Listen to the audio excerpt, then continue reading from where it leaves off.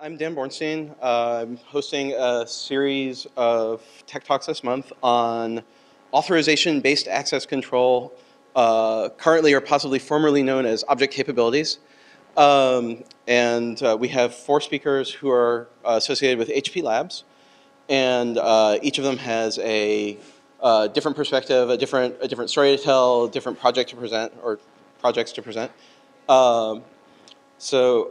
With that, we have Alan Karp today. He's the head of the Virus Safe Computing Initiative at HP Labs. And he's going to give us an overview of what his group does and, I guess, talk about a couple of projects. Yep. Okay, first I got to show you this. We just, every 6 to 9 months, the branding office sends out a new standard format for slides. And this is the new HP branded slide format, so I thought that was pretty cool. All right, so, okay, I have to start with a disclosure. HP has a very active security team. We are not part of that team. HP Labs has a very active security team. We are not part of that team. We are sort of just like a skunk works off in the corner working on security. And the reason is we take a very different view of security than most security professionals do. And I'm going to tell you about some of that today, and you're going to hear more about it in the next 3 weeks. That's okay with us. The rest of the world is crazy, and we're the only ones who are sane. And my goal here is to disinfect you of the world's craziness and infect you with ours. So just put that in perspective. In order to demonstrate the value of our way of thinking about security, we decided to do what many people would consider impossible. We decided to make a virus-safe computing environment for Microsoft Windows. You guys can stop laughing now. We have it. It runs. Our beta release is out. Okay? But the operative word is safe. You see, we're not going to detect the virus. We don't block the virus. We don't change the operating system. We don't touch the applications. We just let the virus run, but it doesn't hurt you and you don't spread it to others. And if we succeed in doing that, we'll have made virus writing uninteresting, and that's the way you win this war. Okay? Now, this is a security talk, and so when anybody says security, you have to ask, what do you mean by that? I've come up with 11 meanings of security. There are the 3 A's of security to which I've added access control. There are the things that are normally done with crypto, and then the things related to, can I actually use my machine? In other words, am I safe from denial of service by sledgehammer? Now, no security person, no security project can be expert in all of these, yet every security architecture must cover them all. So when I say security, I'm going to tell you what we mean. We largely focus on access control. You'll see that we touch on some of the other things, but our primary focus is on access control. So here's the outline for the talk. What's the problem? Well, on my computer, on many of your computers, there's this very powerful program. This program can erase files. It can search looking for secrets and sell them to the competition. In extreme cases, it can even reformat your hard drive.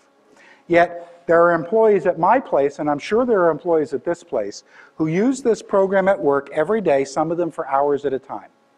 Would anybody care to venture a guess for what this very powerful program is? Any guesses? Huh? All of them. Sorry. All of them, he says. Exactly right. This one can do all of those things. Now, why does Solitaire have the power to reformat your hard drive just because you're running as administrator? I mean, it's a ridiculous authority to give it. Why can it plant a Trojan horse in your startup folder? Well, nobody ever said that Solitaire did, but the fact that it can is the root cause of many of our problems. The reason this happens is because we use identification or role-based access control. You log into your computer and you get your identity, and then every process you start runs with that identity. And that's a good way to keep you from doing something you're not allowed to do, but it doesn't prevent a program acting on your behalf from doing something you're allowed to do that you don't want done. That's what the viruses do, right? They do stuff you're allowed to do that you don't want done. We think a better approach is to enforce the principle of least authority. Give each program only the authority it needs to do the job the user wants done, and then you don't have to worry. And it really recognizes that we give privileges to people, but we can only control access on processes. Now, this approach has been used many times in the past, and it's always failed. Even the NSA gave up on it. The reason is it's viewed as a usability nightmare. You keep getting these pop-up dialog boxes. May I? May I? May I? It's a denial of service attack against the user. So the key insight here comes from Mark Stigler's work on CapDesk, where he noted that when I want to edit a file, typically I'll do something like double-click on the icon for the file. That's an active designation that I have to do no matter what. His key insight was that the system can also use that as an active authorization. And when we do that, we find that almost all the security decisions disappear into the background, the actions you normally take anyway. And you'll see that in the demo.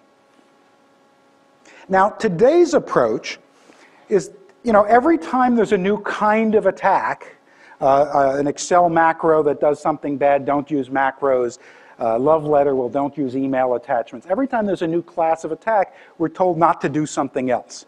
So when we get the next class of attacks, I fully expect to see this be the recommendation. Right? I mean, that's what it's going on here. This is feature starvation. There's good reasons why we want to do that stuff. And we think that especially dynamic POLA, where the authorities can change as the user wants to do different things, is far better than feature starvation. It lets you use the features. There will still be some risk, but at least you get to use the features while you limit the risk. Now, the group consists of 5 people. You're going to hear 4 of us during this lecture series. Me, Mark Miller next week, Tyler Close the week after, and Mark Stigler the week after that. And we've worked on, or are working on, a number of different projects. And what I asked everybody on the team to do, including me, is for each of those projects produce 3 slides. And just to make it a little bit harder, no more than 50 words total on all 3. Okay? And sometimes that's straightforward, and sometimes it's a really hard thing. You can ask Tyler how hard that is, because we all sweated a couple of weeks over getting one of his sets of 3 slides. Now, even at that limit, I don't have time to go through all of these. So what I'm going to do now is I'm going to give you a brief summary of each of these projects, and then open it up to the audience and show you the ones you want. And if you don't choose, I will. And about 15 minutes before the end, we'll stop and I'll give you the demo and wrap up. Okay? So let's start at the top. Mark Miller, who you're going to hear next week, has spent the last 6 or 7 years working on the E language. Now, he calls it a language, but it's far more than that. It's a full distributed secure runtime system with some very interesting ways of dealing with concurrency. Mark Stigler used the E language to write CapDesk, which is a desktop environment. It looks like any other desktop with icons and menus and all that kind of stuff, except it's inherently secure and distributed, and underneath it is a secure distributed file system. But just transparent. You just work on your desktop as you would normally. Mark Miller and Mark Stigler formed a company that got a DARPA contract. The DARPA wanted a browser that they could use in the Pentagon where the rendering engine had been written by the Chinese army. Browser to use in the Pentagon where the rendering engine had been written in the China. That's quite a challenge. These guys succeeded. There was a security review, there were some bugs, but overall they succeeded in building such a browser. That's the DARPA browser. How many people here know about Planet Lab? A few people. Planet Lab is a consortium of about 60 universities, 10 companies. They've got nearly 1,000 computers scattered around the world. And if you want to do an experiment in large-scale distributed computing, and you're not at Google, you can go ahead and sign up and get a piece of each one of those 1,000 machines. So it looks like you got 1,000 machines to yourself. So for example, Ocean Store is one of the projects being run on Planet Lab. Well, we had a security review of Planet Lab, and they came in and told us about it, and the first thing we noticed was there's a Planet Lab Central. Now, security guys panic anytime they hear central. Central point of failure, central point of vulnerability. So Mark Stigler, Mark Miller, and Terry Stanley, about 2 years ago, a little more than 2 years ago, took a Memorial Day weekend, a 3-day weekend, and they built essentially most of what's the important part of what's in Planet Lab, but without a center. So they call it Donut Lab, which is Planet Lab without a center. And the interesting thing is because they use E, they only needed about 12 pages of code, and that included their test application. So that's an impressive demonstration of what you can do with the E language. A number of years ago, I was involved in an HP product called eSpeak, and that's no longer being offered as a product, but we learned some important lessons. One of them was that you need to consider structural security. In a distributed system, you have certain components, and they can be plugged together in different ways. Some of those ways actually make it possible to secure your systems, and others don't. And you need to study those. And we learned some lessons, and that's what structural security is all about. Okay, what do you do with your passwords? Well, it's a big mess, right? You got them in your head, which means you only have a few and they're low entropy. I think one of the best things you can do is write them down and keep them in your wallet, because I never heard of a pickpocket who hacked computers or a hacker who pickpockets. But I worried about this problem, and a few years ago, I came up with a little tool that lets me calculate my passwords rather than remember them. So I only have to remember one secret, and I can get strong, different passwords for every place I log in. That's the site password tool. Phishing is a big problem. Farming is a problem. What are we going to do about that? Tyler Close realized that the essential problem was that you were being asked to make an important decision based on information provided by the attacker. The attacker chooses the URL, the attacker chooses the look and feel of the web page. So he came up with the pet name tool, which is available for Firefox, that lets you see information provided by you, and if you don't see that information, most likely you've been phished or farmed, and you know to be very, very careful.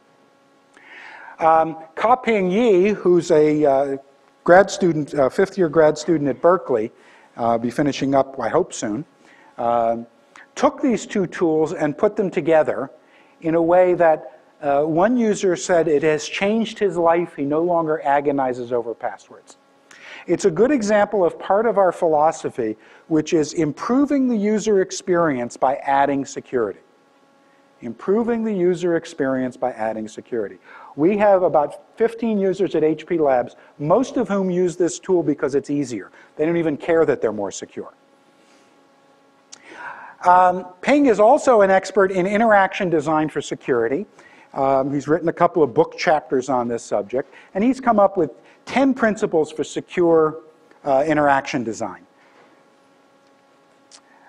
Tyler, again, looked at the problem of composing services on the web. Not necessarily web services in the sense of SOAP, but how do you put things together on the web in a reasonable way so that it's manageable and understandable and securable and all that. And he came up with something. We're thrashing around on the name. The current name we're using is WebKeys, but the basic idea is you can compose web services with very little or no glue code. And that's the idea behind the WebKeys. Tyler also had a consulting business in a former life when he was living on the beach in Anguilla. And I don't know if you know this, but the oil tankers at sea, the oil on them, changes hands several times between when it's loaded and when it's unloaded. And those contracts have a very complicated protocol. And Tyler, again, identified the essential thing, the key point that was making those protocols so complicated, and came up with the IOU protocol, which the IOU protocol is simple enough to write down on about a page and a half of text. So he greatly simplified it by identifying the key source of the complexity. And then I've been working with the Navy. The Navy is trying to turn the DoD into a whole bunch of web services. They're using the services-oriented architecture and the web services standards. And I looked at what they were doing, and I was giving this presentation to a group of high-level managers, program managers. These are the guys who wouldn't even consider writing a check for less than $300 million, right? You know, little stuff like that for the government. And I told them, by the way, before I start, what you're doing ain't going to work. I can tell you why, and I can tell you how to fix it. And so over dinner, I told them why, and I told them how to fix it. And 2 weeks later, their consultants came back and said, it's not working, and they said why, and it was exactly what I told them. So now I go down to Monterey every once in a while to tell them how to fix this stuff. And that's what this ABAC is all about. And then the demo, the virus-safe computing environment. So that's the overview of the projects. Anything that you'd like to hear about in particular? Anybody? Otherwise, I get to choose. Go ahead. Yeah. So NSA added code to Linux to sort of do sandboxing. That's called, HP has a product on that called NetTop. And this is for the multi-layer level security. The way it works right now, you've got some private in the Army. Actually, I'm dealing with the Navy, so you got some seaman in the Navy. And he's dealing with highly classified material, somewhat classified material, and confidential material. And he's got 3 machines on his desk on a submarine. Right? You know, they don't got a lot of space on the submarine. And in fact, worse than the machines on the desk are the holes you have to drill in the bulkheads to get the cables through. That turns out that's a bigger problem for the Navy. They got very limited space there. So the NSA developed this infrastructure based on virtual machines, VMware, where you can have one machine and run 3 separate compartments. NSA has certified the code that they can't crosstalk. That's what NetTop is. ABAC is something different. It's a completely different way of thinking about how to do security. So since you're my host, I'm going to take his question first, and I'll explain to you a little bit about that. Besides, this is the work I'm doing, and I'd rather talk about my stuff than theirs. So, but I'll get to it. All right.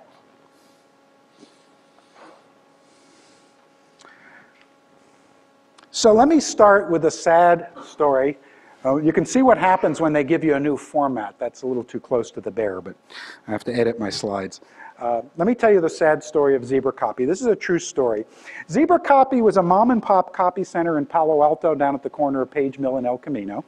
They were so small that when business was slow, they'd dress up one of the employees in a zebra suit, stand out and wave at cars. When my son was little, he liked that. Well, they had a contract with HP, and about 2,000 HP people had the right to order copy jobs from ZebraCopy. And so when an order came in, ZebraCopy would look at the name on the order and check it against their list. And if the name was on the list, they'd do the job. Right? And when an employee changed jobs, HP would just send a note down to ZebraCopy and they'd update their list. The first time I heard this, I thought it was a joke.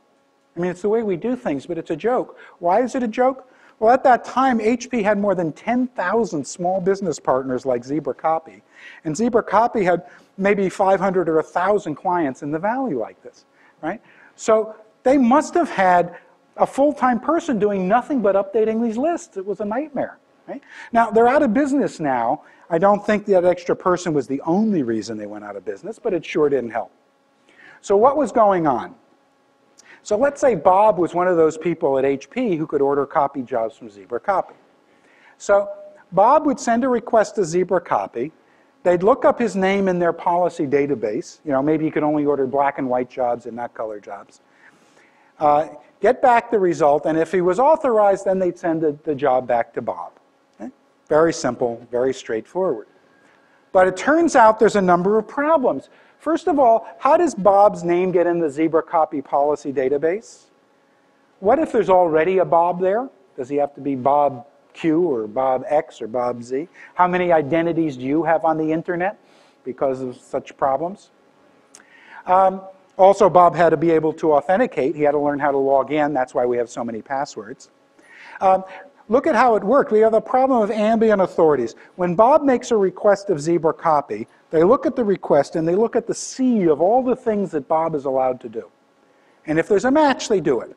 So if Bob intended to just check his account balance and inadvertently do a programming error, an input error, ordered 10,000 copies, 10,000 copies get ordered. Or if the program Bob was running had a virus and Bob intended to just check his account balance, the virus could order 10,000 copies. So there's a lot of chance for confusion. There's no convenient way in this picture for Bob to give a program a subset of his authorities. Bob goes on vacation and he needs Carol to take over for him. How does he do that?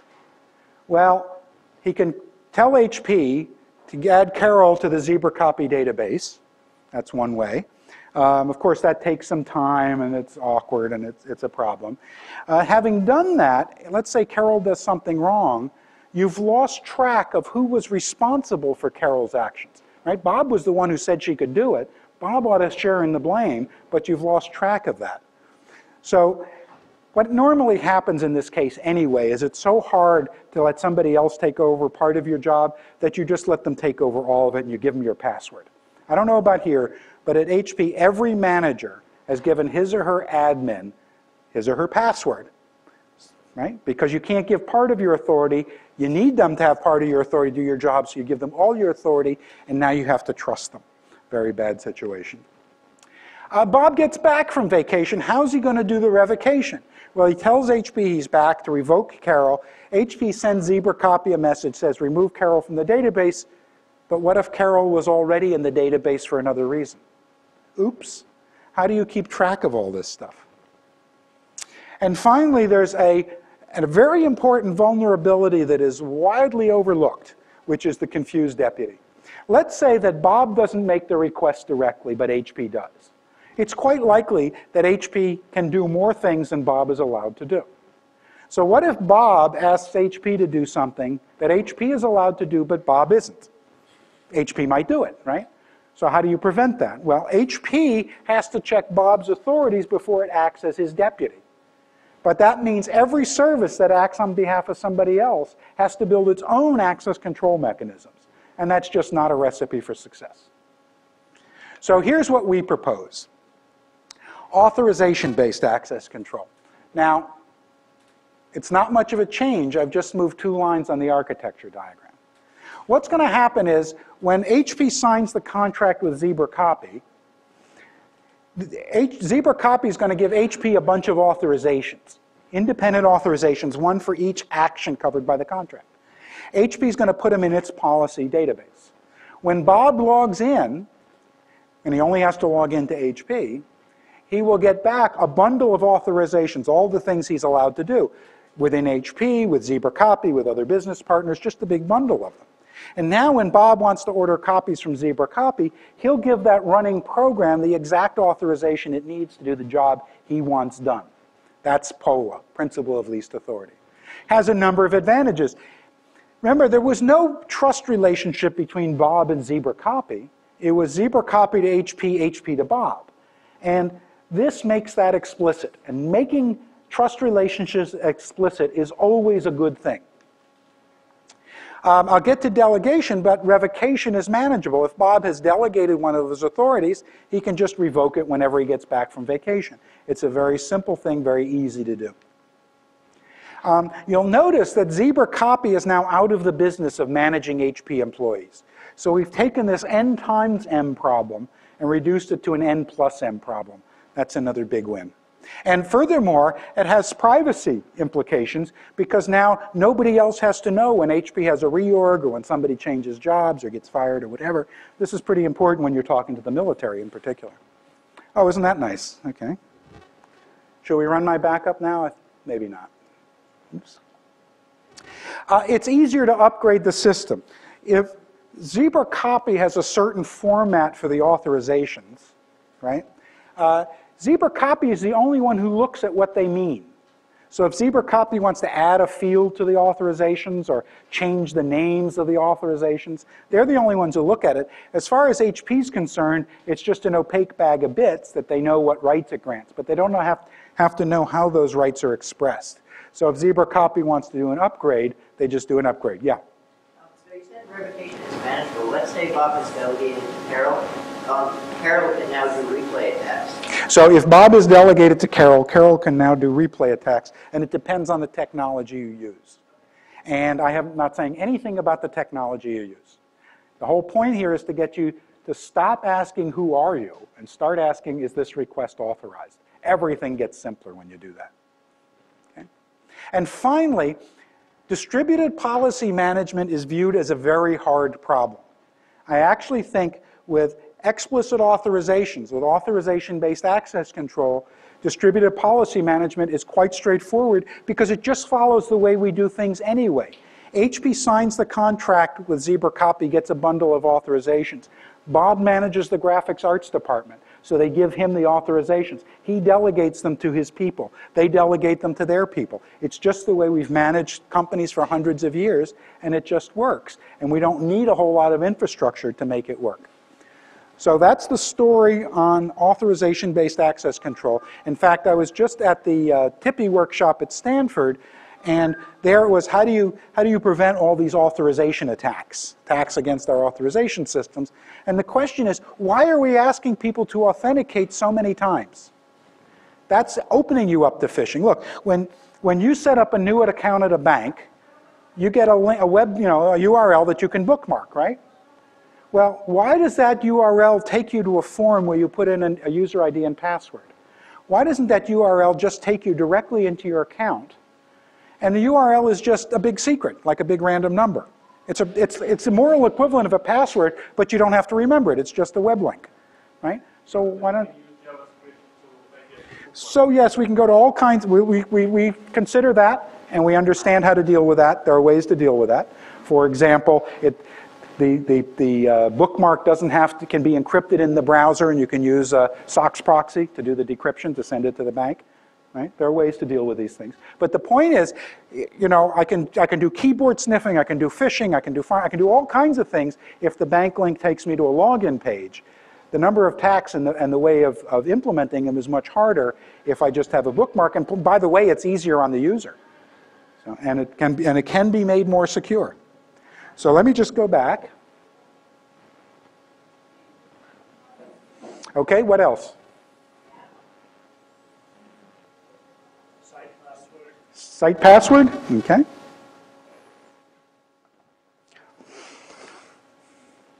So as I said, too many services require login. We haven't changed the world yet. We'll get there eventually, but we haven't changed it yet. So either you have one or a small number of passwords, or you have a different password for each site. If you have a different, I just counted, I have 55 places I log in. I'm not going to remember 55 different strong passwords. So I mentioned the piece of paper in your wallet. There are these password managers. Firefox has one built in and you can buy these things that keep them encrypted on your machine. But then how do you get your password when you're not on your machine? So what are you going to do? So I just wrote this little tool. You have one password, one strong password you have to remember. It's subject to a dictionary attack, so it needs to be a strong password. You have an easy-to-remember name for the website, and they just get hashed together to produce a password that you can cut and paste into the field. Okay? We have a version. You can get it off the HP Labs download site. By the way, if you're not at your own machine, you can just go to my web page and run the program on the machine you're sitting at using the executable sitting on the web, right? And so you can get your passwords wherever you are. We've actually identified a number of other uses. For example, role-based access control, right? We can use the name and the role as part of it to put them together in different ways. We've actually used it for symmetric key management. When Mark Stigler first joined HP, he actually lives in Arizona, comes in every second week. And he couldn't get through the VPN tunnel. It turns out his ISP had some port closed. And so we just set up a symmetric key with a shared secret that we shared when he was visiting one time. And then we were able to change the key by just updating the one field with the month, which could be in the clear. Or we could just tell each other openly about the second part.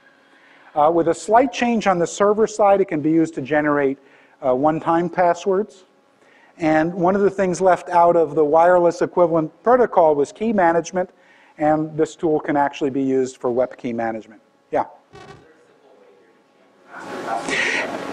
So is there a simple way to change your master password without changing all of them? No, but there's a simple way to change one password without changing them all, which is just change the name. So Schwab makes me change my password every year.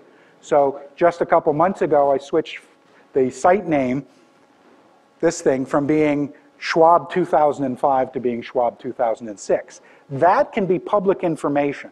So I actually have all my site names and user IDs actually on my public website There's no link to it, so I know where it is and you don't, ha ha ha. But if somebody got that, it would give them very little security information. Except for Schwab, where my user ID is my social security number. So that's not listed, but in general, it's just there. So, yeah.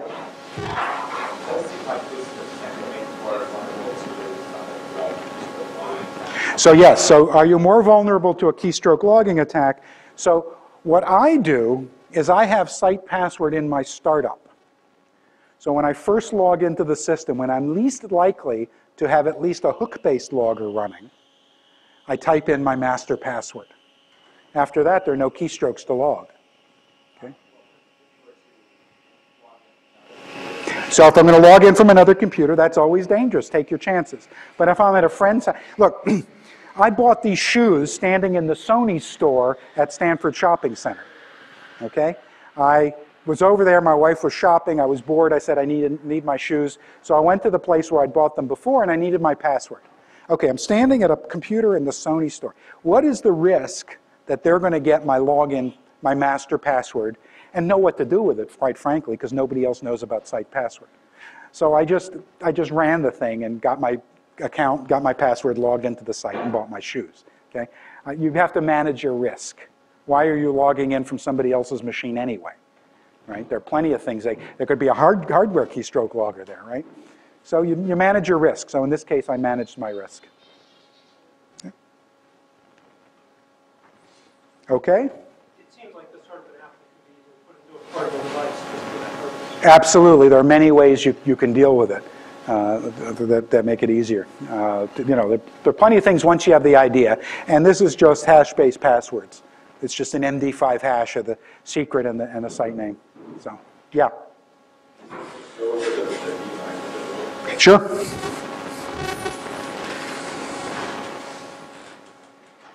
You're going to hear more about this next week, right, Markham? Yeah. Okay. Yeah, I wasn't about trying to just focus so much Yeah. on language as the general concept. Right. Proper language is good. Yeah. So we've wanted to have electronic cash for a long time, right? But we don't have it yet. So it must be very hard to do. I mean, there's a lot of money to be made if we could have electronic cash. I'm not talking about micropayments, but just electronic cash. So this is the problem. You can see, again, the problem with the new style on the slides. I got to go back and double check them. So this was the problem that I think Markham started out to solve, which is why he got into this racket. No? Maybe, sort of. At any rate. So it must be very complicated. So here's the situation. We have Alice and Bob that have accounts at the same bank. Alice wants to pay Bob $10. I'm going to show you the E code she needs to do that. So the first thing Alice is going to do is make a purse. Now she's got the handle to an empty purse.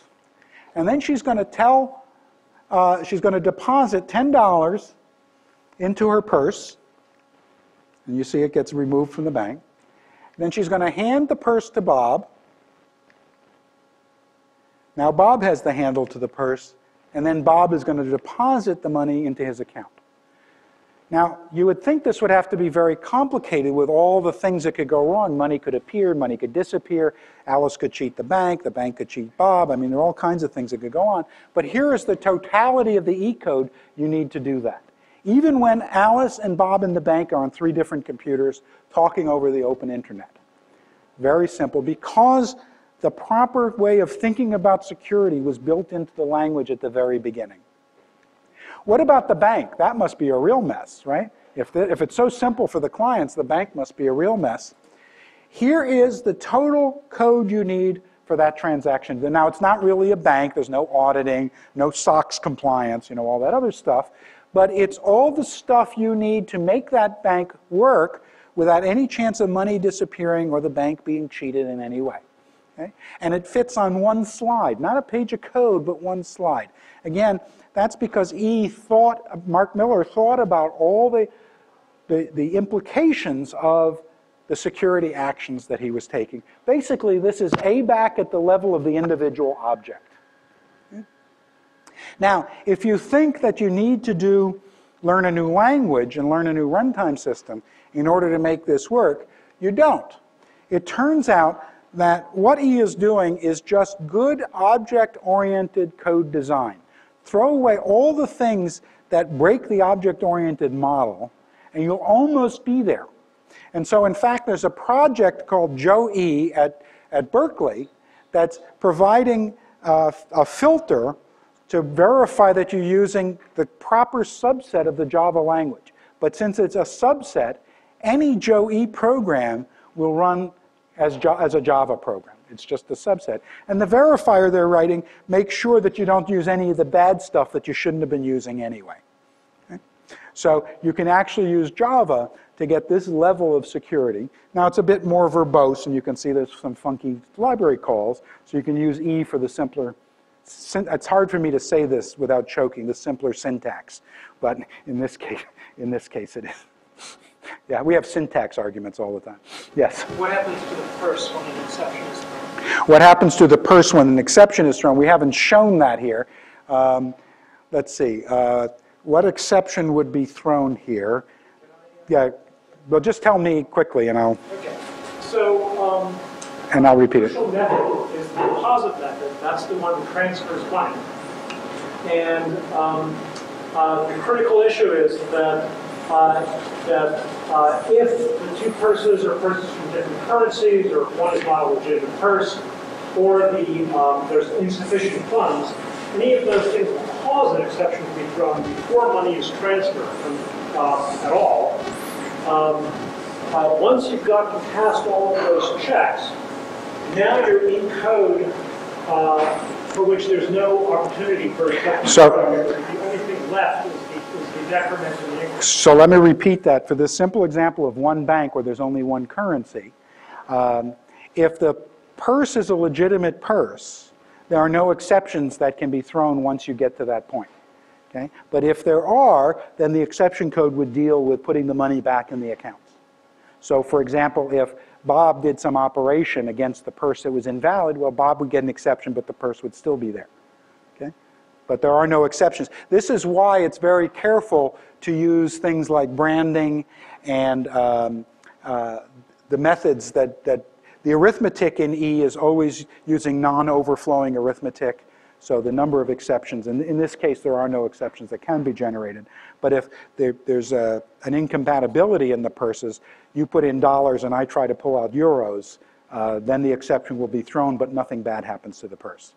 If the bank crashes, E is replayable from previous state. So the key thing is that synchronization-wise, the only states made persistent are the states. There's an implicit transactional model here. The only states made persistent are the states between transactions. So if you crash and you come back from your last persistent state, you're always in a consistent. Right. It's inherently transactional in that sense. So okay. I'll be talking somewhat more about E in my talk. Okay. So let me go to the demo. Okay.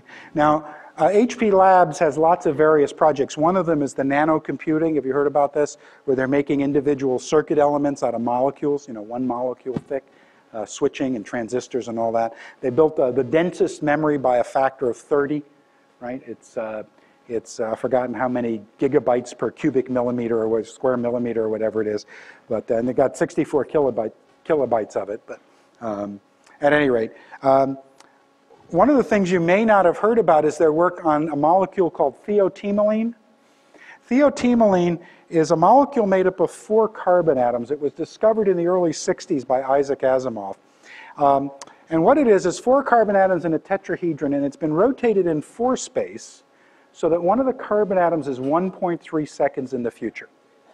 And our guys have figured out how to chain these things together, sort of like a carbon nanotube, so they can see an arbitrary distance in the future.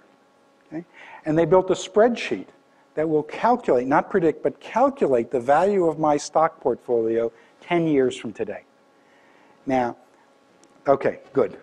Sometimes I give this talk to rooms full of executives and nobody laughs, and I get really worried about my stock portfolio. Okay. At any rate, they're physicists and chemists, and they don't know much about computer security, so they get a lot of viruses. So what am I going to do? So let me run this spreadsheet for you. We, oops, get set up here. We call this, spreadsheet killer.xls because it's the killer app, right? This is the ultimate killer app. So the first thing I want to do is I want to open it the way I would open it on the way you would open it on your machine today. Okay? And the first thing you get, of course, is a stupid dialog box. Dialog boxes need some translation. This one is saying, do you want to get your work done and risk your whole machine or not? And really that's all that it's saying. And we say, of course I want to risk my whole machine. Really what we're saying is we want to get our work done. Okay, $100 invested in HP, 10 years from today will be worth $133,000. Hey, I like that. Okay? We don't know the rate of inflation. It might not buy a double tall latte, but and by then Google will be charging for lattes, don't worry. How about $100 invested in Microsoft? And I have just been bitten by a virus. And this virus is in the process of eating up my desktop. Watch back here. Right? And because it's eating my desktop, it could eat up my whole machine. Right? This is very bad. Kablooey. Right? This is not a good situation. So, fortunately, the virus is either very stupid or not really malicious. Because it didn't destroy my stuff, it just hit it. So what I'm going to do is I'm going to put it back. Rearrange things here. And now what I'm going to do is I'm going to launch it under Polaris. I'm just going to double click. Okay? This is the active designation. We start Excel with the authority to edit no spreadsheets and add the authority to edit the one I just designated. Okay? So we have an error in our virus, and I'm going to have to relaunch this. Isn't that interesting? The virus has a bug. We'll see how we how we deal with those later. It's a timing error that we haven't found since the last update of Office. So let me try one more time. I'm going to pause, give it time to think. Settle down, virus. One more. Okay, if it doesn't work on this one, next time I'm going to give up. What will happen is it will just run. The virus will show me that it has no files it can edit. No, the virus is chosen not to run. Let me just, and it's dead. So what happens is that window comes up, says I've been bitten by a virus, and it shows me no files. The virus didn't need the authority to edit any files, so it didn't get any authority to edit any files. That's the problem. Yeah? I'm sorry, what? You mean Excel didn't get the authority? I'm sorry, Excel didn't get the authority. So normally when you start Excel, you start it running as you and you give it a string representing the name of the file you want it to edit. Excel has to be prepared to edit any file you might name, so it needs all your authority. We started with the authority to edit none and add the one you just designated. Sorry about that. I ran the demo just before the session, but the virus decided to die. Yeah. Right. So that's a good question. What about the config files and everything else? Obviously, Excel needs its own executable. It needs its fonts. It needs all kinds of stuff. But those are things it needs every time it runs. So we call that the installation endowment. You configure that once when you configure the application to run under Polaris, and then it just gets those authorities every time. And we have a little tool that configures the applications. For most applications, it's very straightforward. We haven't run into any that it's more than one or two exceptions. Yeah? So, is it possible to transition authority to Excel? Yeah. I'll show you that. Since you asked, we'll give it one more chance. No, it's not going to do it. Okay. But if I want to open another file, now watch closely what happens when I do this. I'm going to click the File Open dialog box. You see that flash? That was the file dialog box that was running with the permissions of Excel. We watch for that file dialog box, hide it, and present one that's running with my permissions. Now I can select, any other file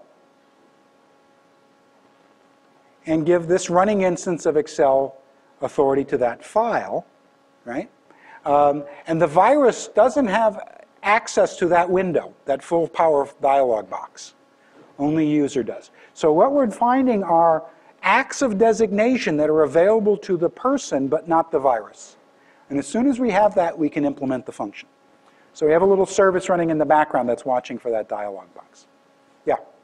So although in that particular case the file dialog box didn't appear to be decorated, right? Yes, it was. It was very most. You notice how this one is decorated with the angle brackets Excel. So I know that that's running in what we call a pet because I've given it a pet name. You see, this says open for Excel. It's not just open, which is better than the standard file dialog box. It actually tells me which application, which running pet is asking for this file.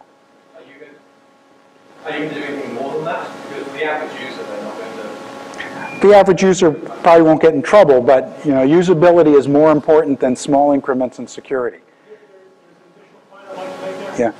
Which is, let's say that the application opens its own dialog box that we don't intercept. The result is that the application has failed to acquire an authority that the user would like to give. So let me repeat this for the people who are remote. If the virus opened the file dialog box, it only has access to the one that's running in the confined space. So the user might not, if you know the one we just showed was hidden or didn't show up, the user wouldn't be able to grant the authority, but that fails safe. So, but that's not your question, yeah, right. Well, in this case, we do this for file dialog boxes, okay? And we do label it. We do the best you can. I don't know what we can do. Maybe we could have a sledgehammer that says no, no, no. But how do we know if it was, viruses can inject keystrokes. So how do we know if it was the user who clicked or the virus? Only the user knows. So if a file dialog box pops up surprisingly, maybe you shouldn't open a file. But you probably don't know which file you want to open anyway, so maybe you won't. That's the best we can do. Yeah? What about access to non-file things? What about access to non-file things? So one of the things we would like to do is prevent certain applications from getting access to the internet. Our original plan was to just use the firewall to do that. Unfortunately, every firewall we've looked at has rules for preventing network access by application, but not by user account. And that's too bad, right? Because we'd like the main user account to have full access to everything the user wants and limit the pets as needed, and we haven't figured out how to do that yet. So we have several proposals, including our own SOX proxy running on the machine and blah, blah, blah. We haven't done that so far for the beta. Let me go on and show you, I have a couple more short demos. Okay? One of the main sources of spyware is the browser, right? So here is a website that will make my disk shine like new. Now I'd like to have a shiny new disk, so I'm going to go to this website. And of course you get a crazy dialog box. This one is saying, do you want a shiny new disk or not? Because that's what you asked for, and of course you say yes. And now I have a shiny new disk. Of course I've got spyware all over my machine. In this case it's just on my desktop. That's because the browser is running with all of my authority. Now Windows Vista is going to provide some protection from that, but not enough. How about if I go to that same website in the browser running under Polaris?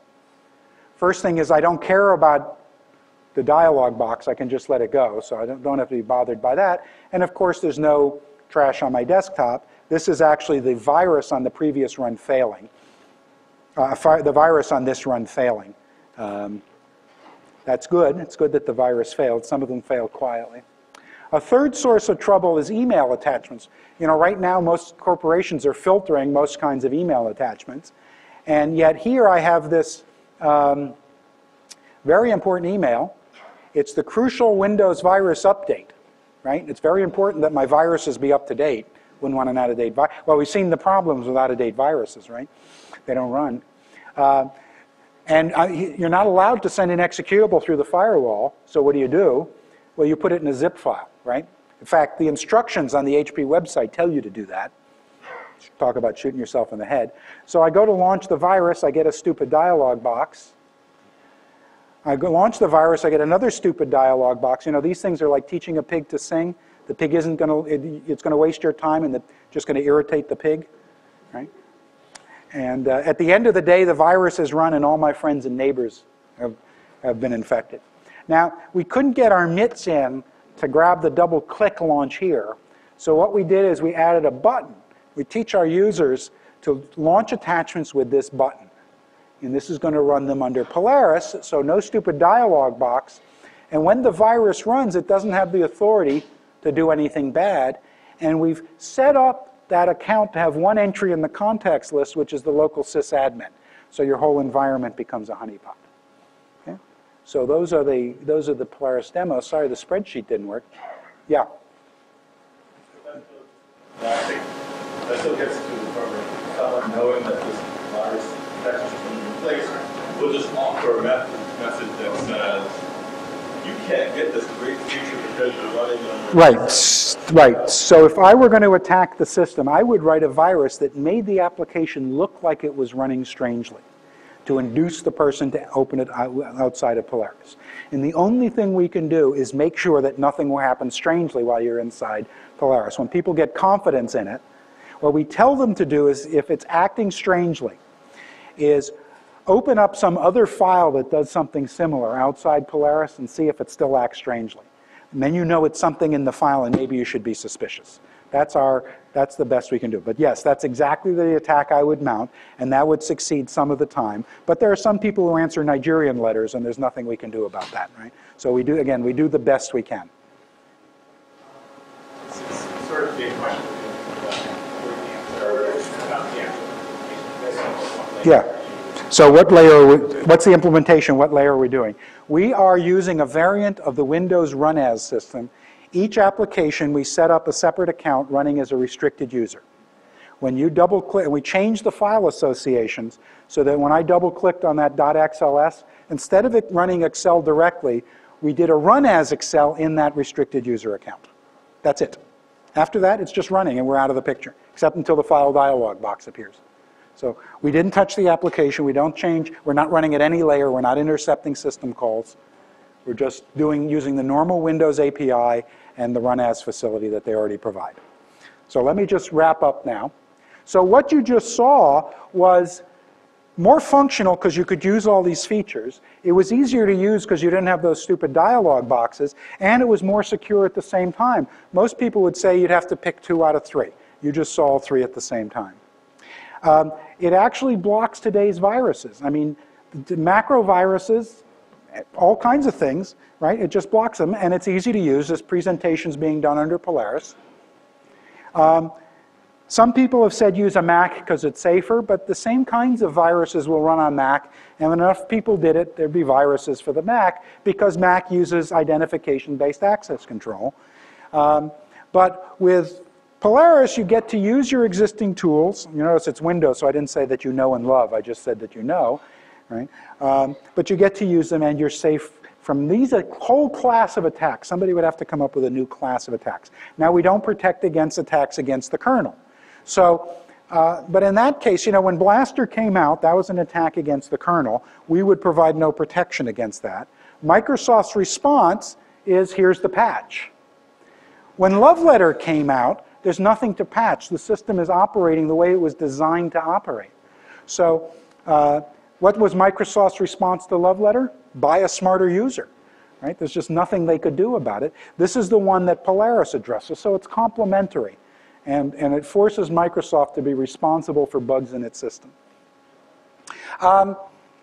Virus scanners are fighting the last war. They can only stop a virus that they've seen before, and now the attack time is dropping. Firewalls are a great idea. I mean, I recommend them. They're fine, except the first step in a perimeter defense is actually having a perimeter. Microsoft's approach, the trustworthy computing initiative with quality assurance and patching, that's a good thing. But if that's all you do, you only win if you achieve perfection. Because as long as there's an exploitable flaw, it will be exploited. What we're doing is saying, how can we reduce the exploitability of flaws that will already be there, right, to limit the damage that can be done? That's a good complementary question to the question, how can we prevent an attack from succeeding, which is the conventional question asked by security experts. And finally, here's a quote from a smart person who happens to be very lazy. That's me. Okay? The best way to solve a problem is to avoid it. If we give processes only the rights they need to do the job the user wants done, we can limit the damage a virus can do. maybe to the point where we've made virus writing uninteresting. Okay, now I got 2 more slides. First of all, what's this bear? No guesses? Of course, it's the polar bear, right? It's the polar bear. Why is it Polaris? Well, that's the principle of least authority for real internet security. I have a PhD in astronomy, and every astronomer knows that the big bear points to the North Star. So that's why we call it Polaris. We have a tech report, which is available now, and we have just found out we've been scheduled for the September issue of CACM. So if you want to read more about it, you can read the tech report or wait for your CACM to come out. So that's the end of the first of our 4 presentations.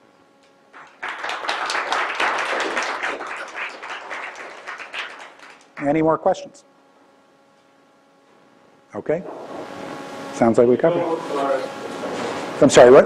Can you download Polaris? Can you download Polaris? We have a beta test program. You have to sign our beta license agreement. You notice we didn't sign your non-disclosure agreement. Maybe you can't sign our beta license agreement.